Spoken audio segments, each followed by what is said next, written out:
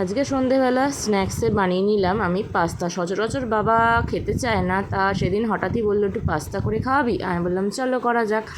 তো প্রথমে একটা প্যানের মধ্যে সামান্য নুন দিয়ে পাস্তাগুলো ভালো করে ফুটিয়ে নেব অনেকক্ষণ ধরে, তারপর জল ঝরিয়ে একটা পাত্রে রেখে দেবো। তারপর কড়াইতে তেল গরম করে আমি 2টো ডিম নিয়ে নিয়েছি সেটাকে ভুর্জি বানানোর জন্য। ভুর্জিটা তোমরা খুব লাল করেও করতে পারো, হালকা লালেও করে নামিয়ে রাখতে পারো। তারপর কড়াইতে সামান্য তেল গরম করে আমি কেটে রাখা আলু আর পেঁয়াজগুলো দিয়ে সামান্য নুন দিয়ে সিমে আছে ঢাকা দিয়ে রেখে দেব 2-3 মিনিট, বেশিক্ষণ রাখতে হবে না। তারপর ভাজা ভাজা হয়ে আসলে আমি সেদ্ধ করে রাখা পাস্তা আর ডিমের ভুর্জিটা দিয়ে দেব।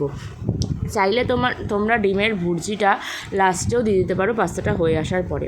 তারপর সেটা ভালো করে মিক্সড করে নিয়ে আমি একটু ভাজা ভাজা করে নেব।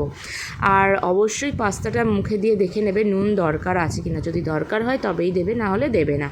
তারপরে ভাজা ভাজা হয়ে আসলে হালকা করে আমি সেটার মধ্যে দিয়ে দেবো পাস্তা মশলা, যেটা দিলে পাস্তাটার স্বাদ খুবই সুন্দর হয় আর ফ্লেভারফুল হয় পাস্তা মশলাটা দিয়ে দিলে। আর তার মধ্যে আমি অ্যাড করে দেবো সামান্য টমেটো সসটা দিলে পাস্তার কালারটা খুবই সুন্দর হয়, টেস্টটা তো আরও সুস্বাদু হয়ে ওঠে, জাস্ট কিছু বলার নয়। ব্যাস এইভাবে সার্ভ করে নিলাম আমি গরম গরম পাস্তা। তারপরে বাবাকে দিলাম, বাবা বলল ভালোই হয়েছে খেয়ে।